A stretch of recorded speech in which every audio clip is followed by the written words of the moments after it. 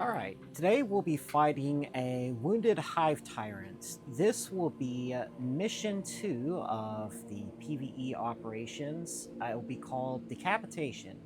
Now, some of you may be wondering, Ibo, what are you doing? This isn't Monster Hunter, this is Warhammer. And to that I say, silence, heretic! For the Emperor! Another thing is, I've recently started getting into the Warhammer lore more, and I'm not gonna lie, I kind of dig it. I mean, don't get me wrong, it's very grimdark and everything else, but there is something in this game called the Bulwark, and there's a sword and shield there.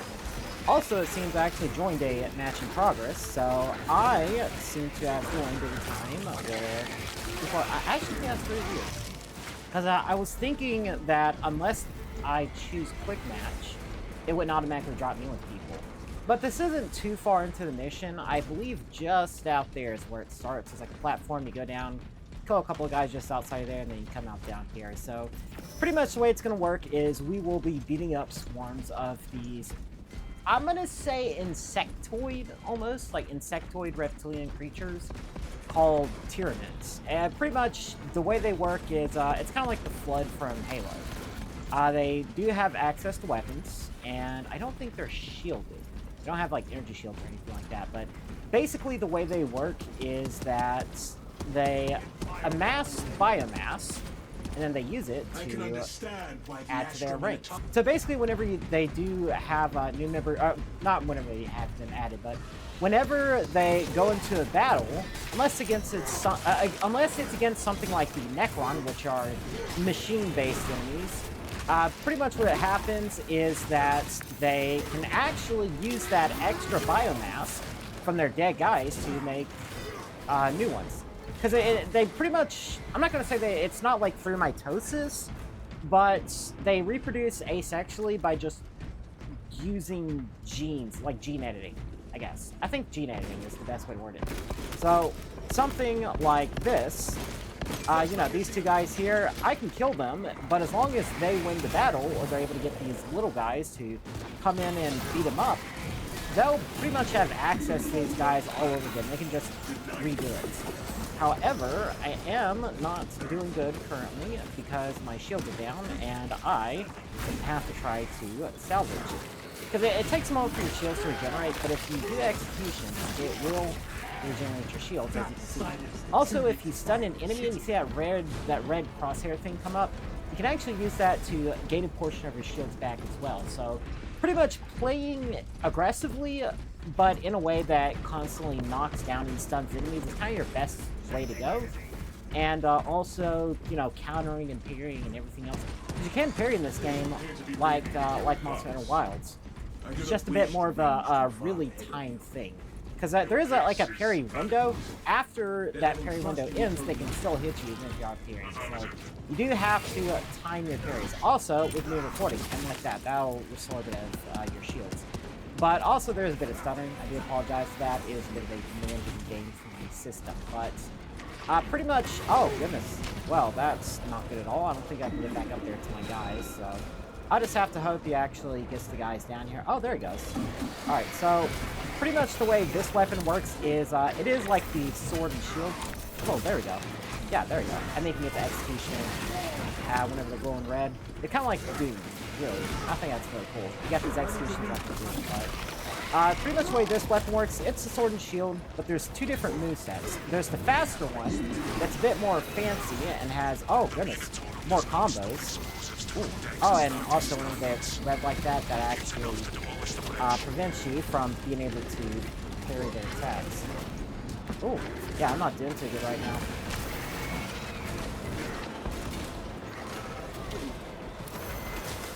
Ooh, there we go. Yeah, so if you can like perfect dodge that, then it'll allow you to get a free hit. Of course, I'm not doing too good right now, so I'm gonna have to try to use my ultimate ability. This will allow me to drop down some shields and restore my shield things, which is going to be useful whenever I'm playing poorly like I am now. And hopefully, oh no, oh there it goes. See how it's red? There we go. As soon as a red crosshair shows up, that gives you a chance to get back. I'm gonna need to get some medical stims in order to, get some of my health back. Obviously, I'm not too good at this game, but the shield has, not the shield, the sword has two different power modes. Pretty much, oh, yeah, not doing too good there. Pretty much the way it works. Oh boy. Okay, there we go. Thank you, comrade, brother.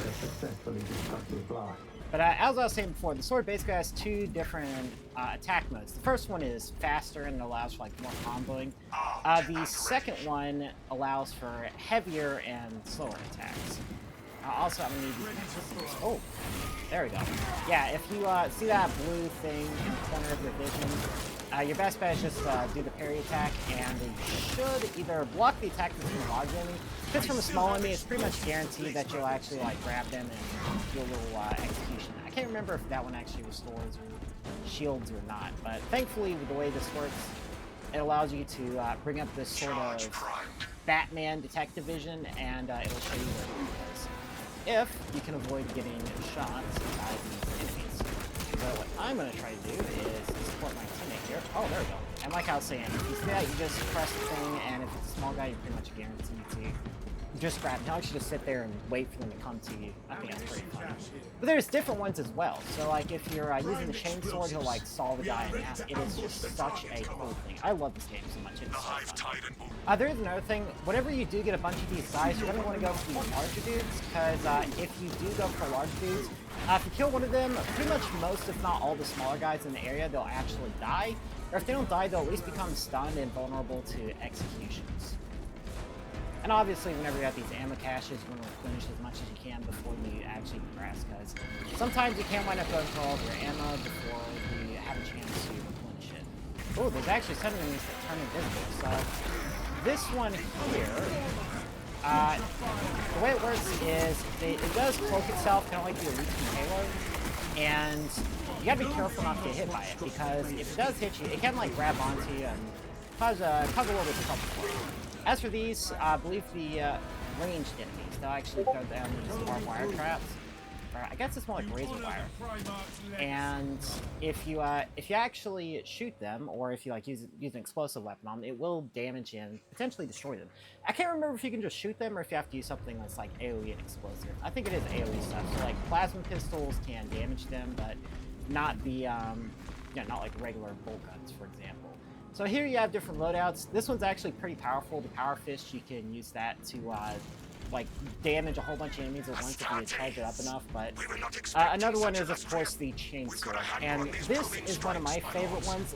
I'm really sad that this move right here, that ground pound explosion thing, isn't on the regular sword, because that's one of my favorite ways to play. Just use the ground pound and explode everything around you. It's so fun.